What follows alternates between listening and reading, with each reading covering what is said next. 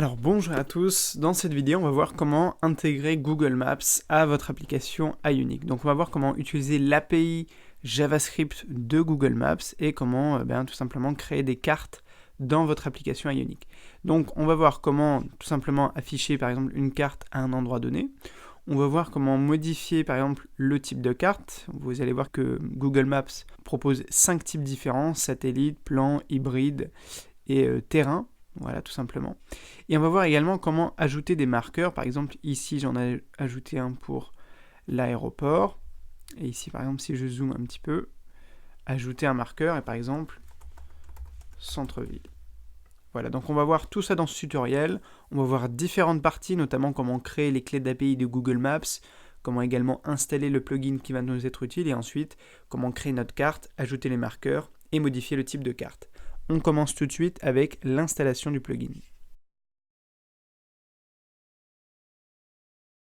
Ok, donc je commence déjà par créer mon application. Donc pour ça, je me rends dans mon dossier où il y a toutes mes applications et j'entre la commande iUnic start. Donc là, on va mettre par exemple Google Maps pour le nom de notre application. Et surtout, on va créer une application de type blank pour avoir une seule page dans notre application.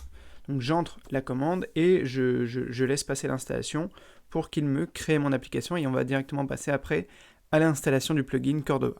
Ok, donc c'est bon, mon application a été créée. Donc là, je peux me rendre dans le dossier de mon application, Google Maps, comme ceci.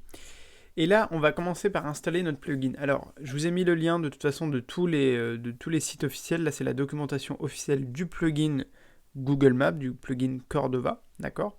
Donc, on va pouvoir venir copier ici les lignes de commande d'installation. Je vous les ai également remis dans l'article écrit de cette vidéo. Donc, la première commande à entrer, c'est une commande Cordova. Donc, c'est directement iUnic Cordova plugin add et ensuite le nom du plugin. Donc, c'est tout simplement pour ajouter un nouveau plugin à notre application, donc ça, rien de nouveau, d'accord? La deuxième commande, c'est une commande npm. Donc les commandes npm, vous vous souvenez, si vous êtes sur Mac, vous devez entrer le mot sudo pour qu'il vous autorise en fait à télécharger le plugin, le paquet, et donc il va vous demander votre mot de passe, d'accord? C'est surtout que ici avec la commande npm, on va installer le plugin natif, qui va nous servir en fait pour être utilisé par exemple sur des terminaux iOS ou Android. Encore une fois, ici c'est un plugin natif, c'est-à-dire qu'on va pouvoir l'utiliser sur une version qu'on va appeler browser de notre application ou sur une version Cordova, c'est-à-dire qu'on va faire des tests, on veut tester le comportement directement d'une application qui va fonctionner sur un terminal iOS ou Android, d'accord? On ne va pas pouvoir tester Google Maps avec simplement iUnic Serve. C'est une contrainte, c'est un petit peu plus long, mais en même temps, c'est le résultat qu'il y aura effectivement sur les téléphones, sur votre téléphone iOS ou Android. Voilà, donc le plugin Cordova a été installé. Maintenant, je peux entrer la commande npm install. Donc là, je mets bien sudo juste avant, il me demande mon mot de passe. Je valide en appuyant sur entrée. Et il va, à ce moment-là, me télécharger et m'installer le plugin iUnic native de Google Maps. Ok, donc c'est bon pour l'installation du plugin. Maintenant, vous pouvez lancer iUnic Serve pour lancer votre application.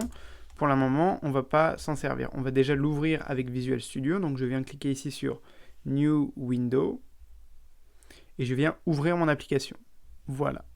Donc ce que je voulais vous montrer, c'est que les applications de type blank, vous allez voir, on n'a effectivement qu'une seule page, qui est la page Home, qui va s'ouvrir dans un moment dans mon navigateur. Donc pour l'instant, c'est une application de type vierge, c'est-à-dire qu'il y a une seule et unique page, et c'est dans cette page-là qu'on va afficher notre carte. Voilà, donc pour l'instant, notre application, elle ressemble à ça, c'est bien une iUnic blank. On va passer maintenant à la création de notre clé d'API qui va nous être utile pour utiliser le plugin Google Maps. Ok, donc ce qu'on va faire maintenant, c'est créer notre clé d'API dans la plateforme Google Cloud. Donc Google Cloud, c'est quoi? C'est la plateforme logicielle pour en fait tous les outils dits cloud de Google. Donc il y a effectivement Google Maps, mais il y en a plein d'autres. Donc ça va être souvent des API. Donc moi ce que je vous invite à faire, c'est taper Google Cloud Map Platform sur Google. Alors il va vous proposer plein de liens. Et vous vous rendez sur le site cloud.google.com, d'accord? C'est là qu'ils vont vous présenter le service que propose Google Cloud, d'accord?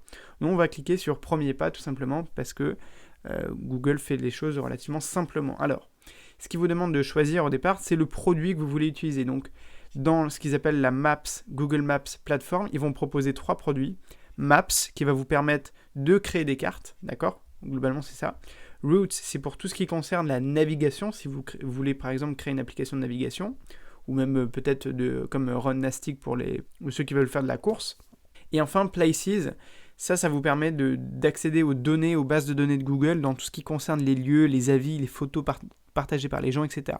Donc c'est 3 API complémentaires, et nous, on va utiliser Maps pour tout simplement afficher des cartes, d'accord? Donc ensuite, il vous demande de sélectionner un projet ou de créer un projet. Donc nous, on va mettre Create Project. Donc là, vous mettez Google Maps Ionic, vous mettez le nom de votre application, peu importe, ok?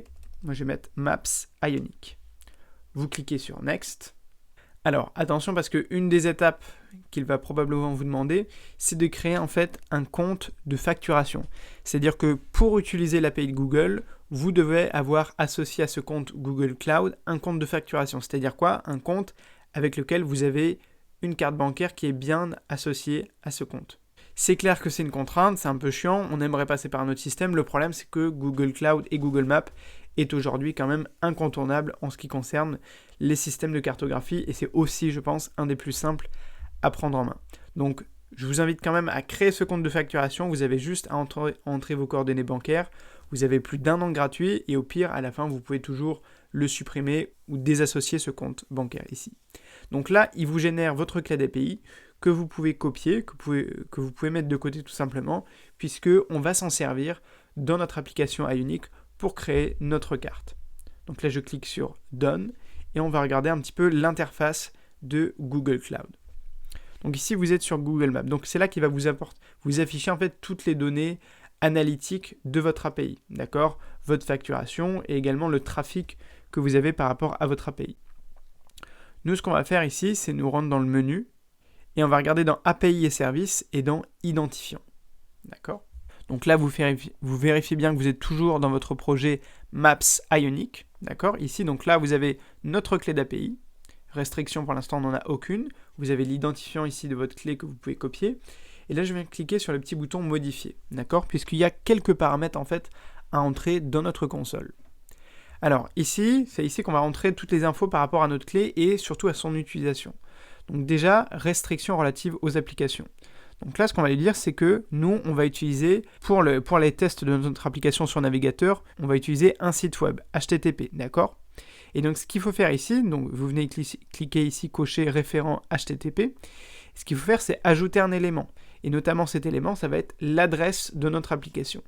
Donc, vous pouvez venir copier, par exemple, comme je l'avais fait pour ma première application, ici, l'URL de votre adresse. Donc, attention, c'est l'adresse de l'URL quand on va lancer l'application avec Ionic Cordova Run Browser, ce qu'on va faire juste après. Donc c'est bien localhost 2.8000/home. Donc c'est la page home. Si vous avez créé une application blanque avec une autre page ou que vous faites des tests sur une autre page, vous mettez bien le nom de votre page, d'accord? Donc là je clique sur OK et je viens faire enregistrer, d'accord? Donc ça peut mettre quelques minutes à être mis en place et être autorisé par Google, mais ça va nous permettre dans la prochaine partie de créer notre première carte et d'autoriser Google à nous l'afficher dans notre application. Donc vous gardez bien votre clé accessible puisqu'on va l'utiliser dans un instant. Ok, donc dans cette partie, ce qu'on veut faire, c'est afficher déjà une première carte dans notre espace, dans notre application Ionic.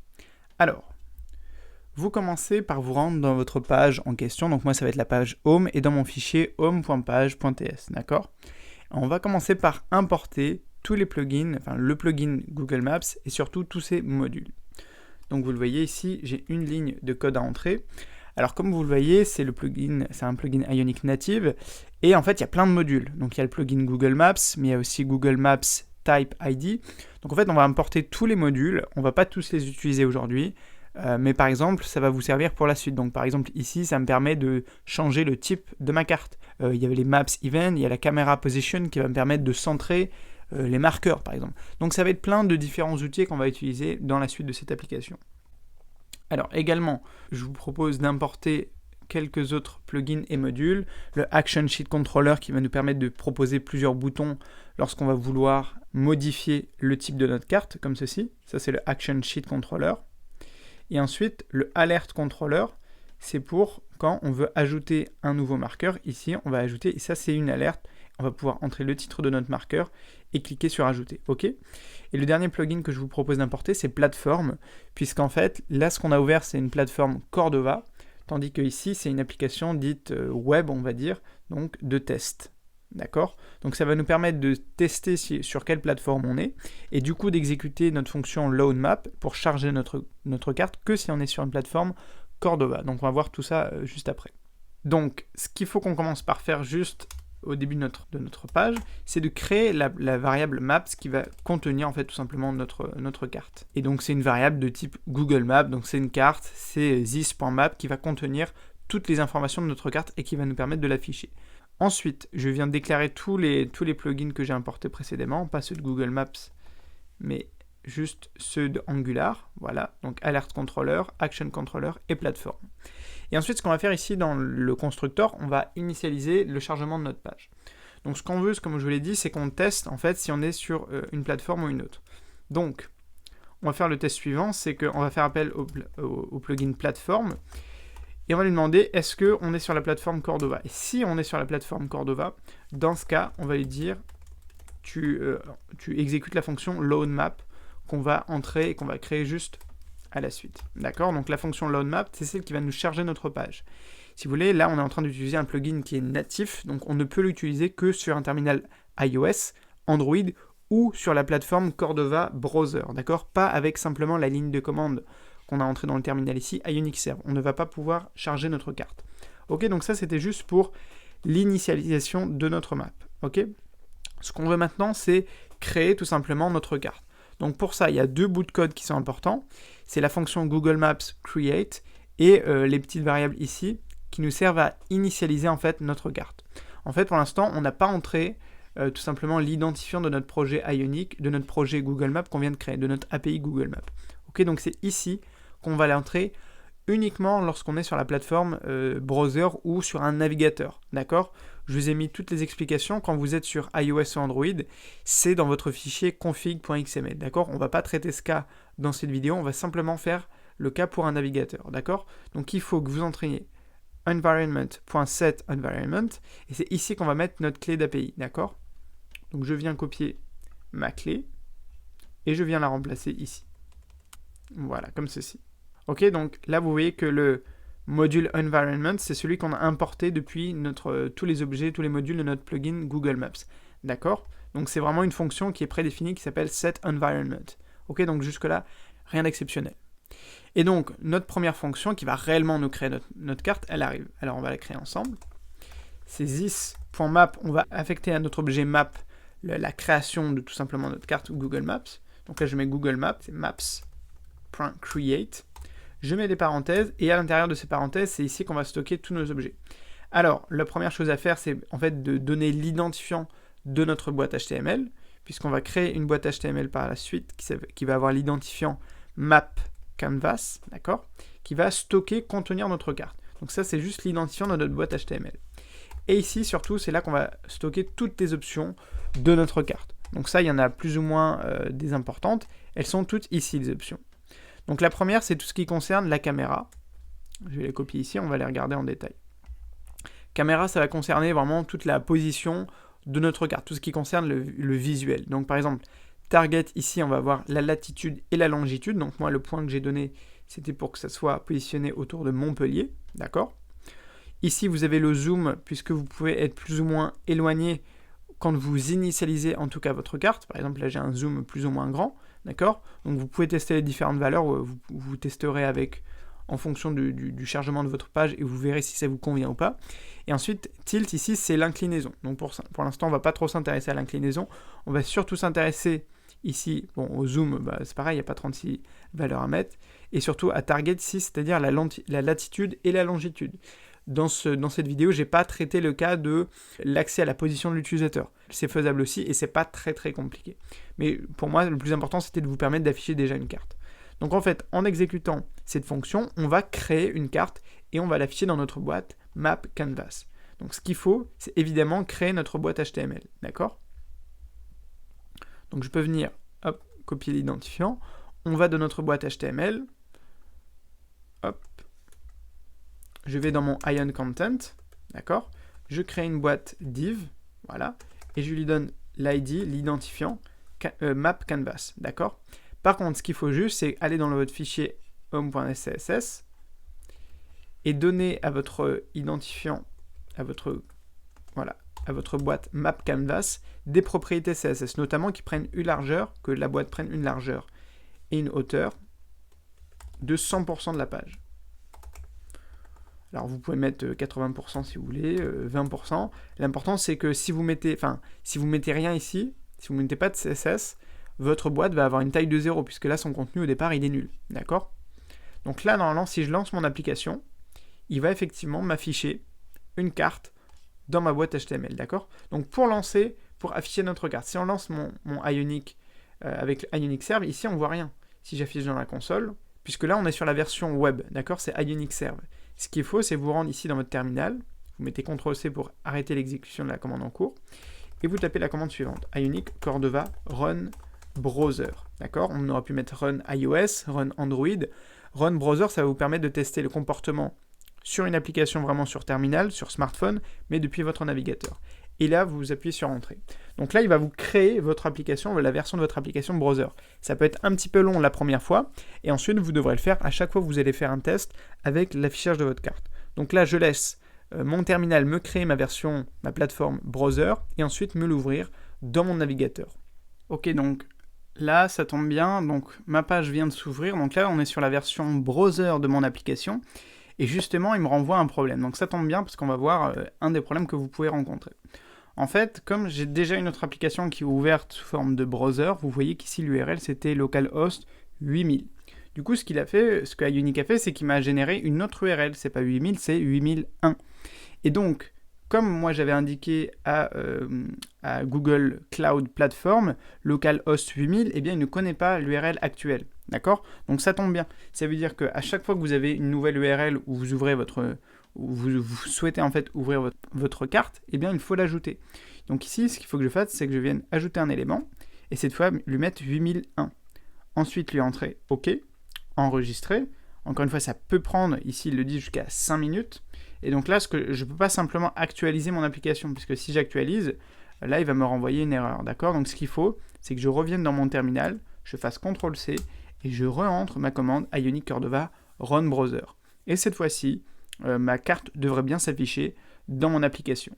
Ok, donc mon application vient de s'ouvrir ici en plein écran, donc je peux faire clic droit inspecter pour l'afficher sur la version plutôt d'un téléphone, et du coup on a bien notre carte qui s'affiche, et en fait Google Maps, enfin en tout cas Google Cloud Console nous autorise en fait à accéder à notre carte Ionic.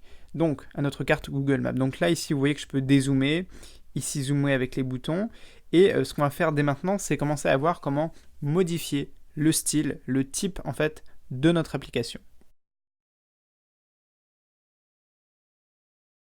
Ok, donc ce qu'on va faire maintenant, c'est nous permettre d'afficher ici un bouton flottant en bas à gauche de notre écran, de notre page, pour modifier en fait le style de notre carte. Ok, de montrer par exemple la vue satellite, la vue terrain, la vue route. Ok. Donc ce qu'on va commencer par faire, c'est créer notre bouton qui est dit flottant. Donc c'est ce qu'on appelle un Ion Fab. Ok, donc là par exemple je viens copier ici un Ion Fab et on va le placer dans notre Ion Content. Donc vous venez par exemple le placer juste ici, et en fait on va pouvoir le positionner grâce à ses attributs. Donc vertical, à la verticale on veut qu'il soit au niveau du bottom, ok, et au niveau horizontal on veut qu'il soit à start, au départ. Slot fixed, c'est bon, et au niveau de l'icône, c'est pas l'icône add, c'est l'icône map, comme ceci. Et ce qu'on veut surtout, c'est associer ce bouton. Hop, on fait clic égal, et là on va déclarer la fonction qu'on va utiliser par la suite. Et on va notamment utiliser une fonction, voilà, pour modifier le style de notre application, qu'on va appeler map option, d'accord? Donc les options de la carte. Ok. Donc là, le dernier attribut aussi que je peux donner, c'est color égale success, pour en fait visualiser mon bouton. Donc ce qu'on peut faire, c'est que je vais arrêter l'exécution de la fonction Cordova, et je remets ici Ionic Serve, en fait pour visualiser mon application, et pour pouvoir travailler sur la partie juste visuelle, juste HTML. Donc il n'y aura plus l'affichage de ma carte, mais il y aura l'affichage de mon bouton. Ok? Donc ce que je fais ici, c'est qu'on va également utiliser les action sheets, ici. Donc vous voyez qu'un action sheet, c'est quoi? C'est tout simplement un bouton, et en fait qui vous affiche plusieurs boutons. Donc là on a l'interface iOS, mais il y a également l'interface Android qui est légèrement différente. Et en fait quand vous cliquez sur un bouton, il va vous proposer plusieurs options. Donc nous, c'est ce qu'on va faire. Donc on peut venir ici copier par exemple une fonction toute faite qui nous permet de créer ce action sheet. Donc je me rends dans mon fichier TypeScript. Voilà. Et on copie ma fonction. OK. Donc déjà, la fonction, on l'avait appelée ici map options. OK, donc ça, il faut que je le remplace. Et le plugin Action Sheet Controller, c'était Action Controller. OK. Donc déjà, le header pour notre Action Sheet, on n'en veut pas. OK, donc là, j'ai mon application Ionic Serve qui est en train de s'ouvrir. Je fais clic droit, inspecter. On affiche la console. Donc là, déjà, j'ai bien ma page normale et j'ai bien mon bouton flottant qui s'affiche ici. OK. Donc déjà, si je clique, j'ai déjà mon Action Sheet qui s'ouvre. Le problème, c'est qu'il y a des informations, pour l'instant, des choses que je ne veux pas. Donc, le premier bouton, on va le supprimer. On va juste laisser le deuxième. Voilà. Donc déjà, le dernier, je mets annuler. Et tout simplement, il va me permettre de fermer mon Action Sheet, comme ceci. Ce que je fais également, c'est que j'enlève les icônes. J'en veux pas. J'enlève toutes les icônes. Et donc là, je vais mettre à chaque fois, par exemple, satellite. La deuxième option, c'était, on va dire, plan, simplement. Et par exemple, terrain. Et le dernier, c'était hybride. Il y avait 4 types différents. Hybride. OK? Donc ça veut dire que là, on peut mettre satellite clicked, plan clicked, terrain clicked et hybride clicked. OK? Donc on enregistre, on laisse actualiser. Et ce qu'on veut, c'est que dans la console, on affiche le type de terrain sur lequel on a cliqué. La première chose à faire, c'est ça. C'est de tester le fait qu'on soit capable de différencier en fait nos boutons. Donc, si je reprends mon petit bouton, je clique sur satellite, j'ai marqué satellite clicked. Je reprends le bouton terrain clicked. OK, donc on est capable d'exécuter des lignes de code différentes en fonction du bouton sur lequel on a cliqué. Donc ça, c'était pour la fonction. Maintenant, le fonctionnement, voilà, ici vous avez tous les types de cartes qu'on va pouvoir afficher. En fait, tout se résume ici à cette fonction. On va faire appel à la variable map qu'on a créée qui contient notre carte, et on va tout simplement utiliser la fonction qui s'appelle setMapID.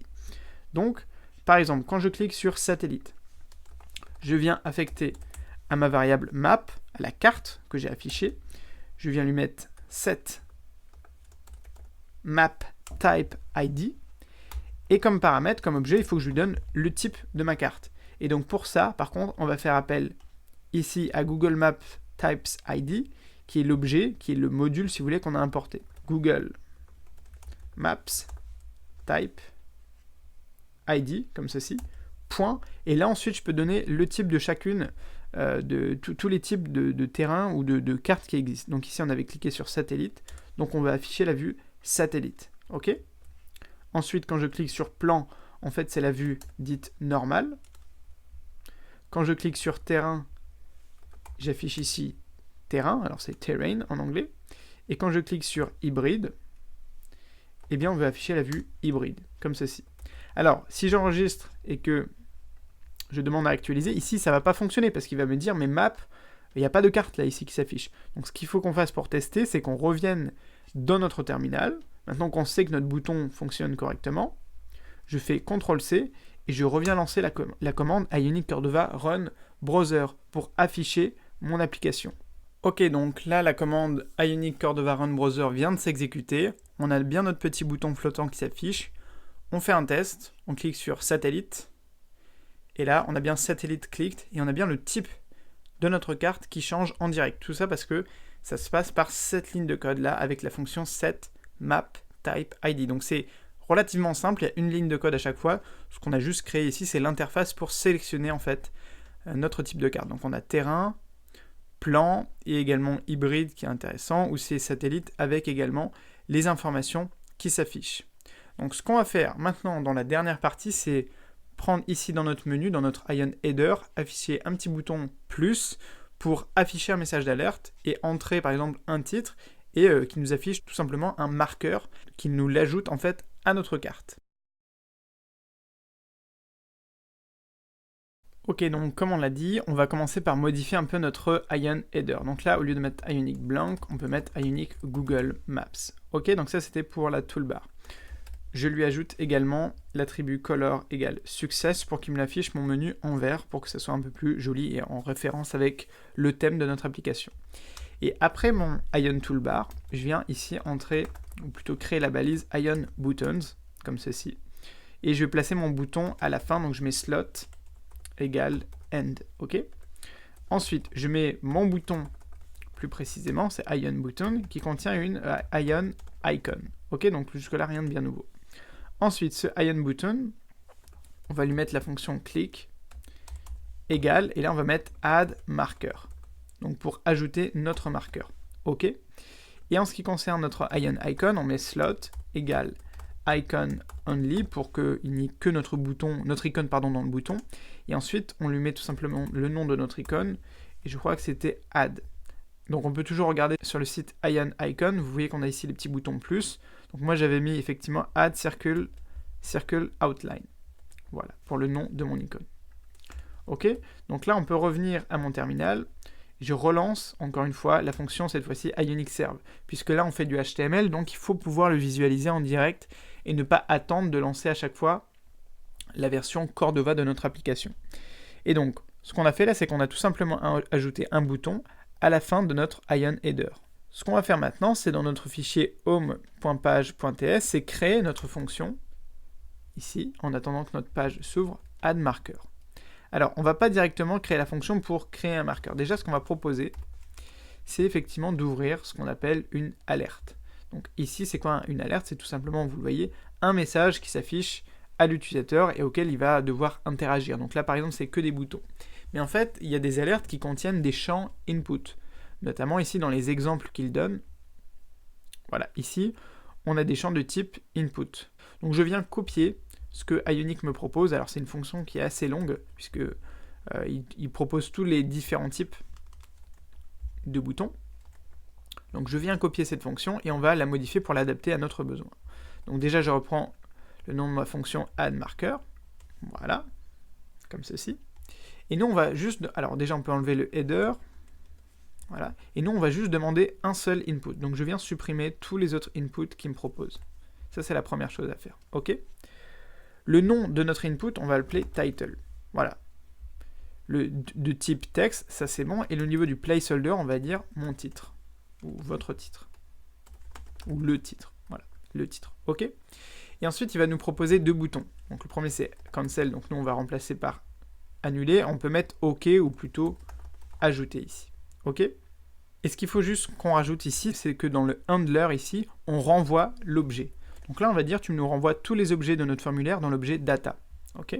Et du coup, dans la console, ce qu'on va lui demander, c'est d'afficher le titre. Donc on va lui mettre titre, 2 points, plus loin, data, point, le nom de notre champ, en l'occurrence, title. Ok, donc comme ceci, on devrait avoir un bouton ici, voilà. Donc ça, c'est mon application Ionic Serve. Donc j'affiche bien la console. Je clique sur mon petit bouton qui va me créer une alerte ici. Ah oui, alors j'aurais dû laisser le header. On va mettre ajouter un marqueur. Voilà. Je reprends ma page, on la laisse s'actualiser et on regarde ce que ça donne. Je viens cliquer sur mon petit plus. Il me marque ajouter un marqueur. J'entre le titre. Je peux entrer une valeur quelconque. J'appuie sur ajouter et j'ai bien récupéré le titre de mon marqueur. Alors pourquoi je vous ai fait passer par toute cette étape pour ajouter un marqueur? Tout simplement parce que si en fait il y a une fonction qui vous permet d'ajouter un marqueur, mais j'ai pas envie que tous les marqueurs en fait se ressemblent.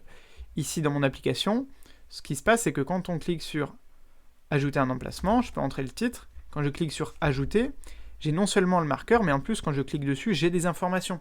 Donc effectivement, c'est pas un truc très poussé, mais ça nous permet déjà de les différencier.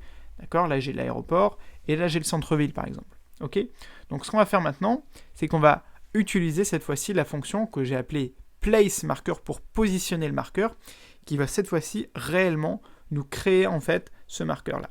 Et pour ça, on va faire appel, encore une fois, au plugin Google Maps qu'on a importé. Ok, donc on regarde un peu ce que ça donne et le fonctionnement de la fonction que je vous ai fait créer. Donc déjà, cette fonction placeMarker, elle va prendre un paramètre. C'est ce que j'ai appelé le marqueur title, donc le titre en fait de notre marqueur. Puisqu'en fait, on va créer une constante qu'on va appeler marqueur, Et à notre carte, on va ajouter en fait ce marqueur-là avec la fonction qui nous fait tout le travail ici, qui s'appelle add marker sync. Okay, donc c'est vraiment cette fonction-là qui nous fait tout le travail. Et en fait, à notre marqueur, on lui donne les paramètres suivants. Le titre, qui est ici un paramètre, mais on aurait pu mettre en fait un titre par défaut. J'aurais pu mettre, dans l'exemple du plugin de la documentation officielle, c'était Ionic. D'accord? Donc moi, j'ai préféré faire un truc un peu plus personnalisé. Donc là, ça va être l'objet, le paramètre de notre fonction placeMarker. Ici, pour l'icône, on peut mettre la couleur de notre icône. Donc là, je vais mettre blue, et on va voir la différence. Au niveau des animations, j'ai pas trop fait de test, j'ai laissé pour l'instant drop pour qu'on voit le marqueur apparaître comme ça en tombant. Et surtout ici la position, on va utiliser un autre plugin, une autre fonction qui s'appelle getCameraPosition.target, qui va nous renvoyer en fait tout simplement la latitude et la longitude de notre objet. Par exemple, sous forme ici d'objet avec la latitude et la longitude, d'accord? Donc il va nous proposer en fait l'endroit exact où se trouve notre utilisateur.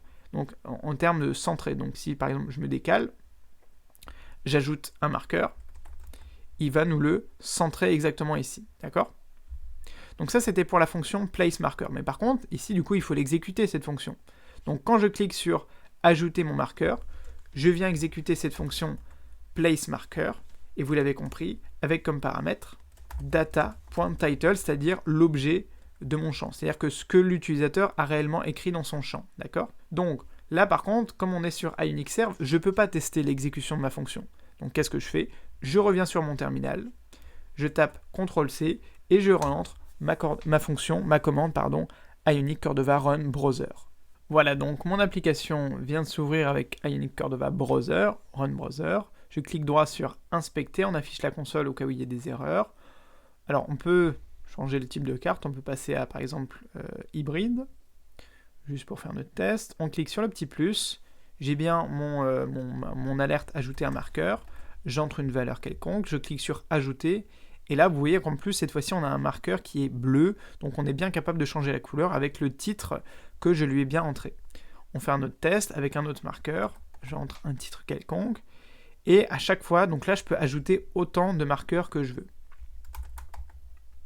Donc voilà, c'est la fin de ce tutoriel sur l'intégration en fait, de Google Maps dans Ionic. J'ai voulu traiter les sujets les plus importants, à savoir l'affichage de la carte, la modification du type de carte, et également la possibilité d'ajouter un marqueur qui est une des fonctionnalités qui est les plus utiles, notamment quand on voit des cartes du type Airbnb, donc avec une vraie interaction entre la carte et l'utilisateur. J'espère que ce tutoriel vous a plu, n'hésitez pas à consulter la version écrite de cet article, vous allez retrouver tous les codes que j'ai utilisés pour créer cette application, et je vous invite également à commencer mon cours gratuit sur Ionic si vous avez envie d'aller plus loin, et également plus vite. Moi je vous dis à très vite sur la chaîne YouTube et sur le blog, et surtout n'oubliez pas de rêver très grand. Allez, salut!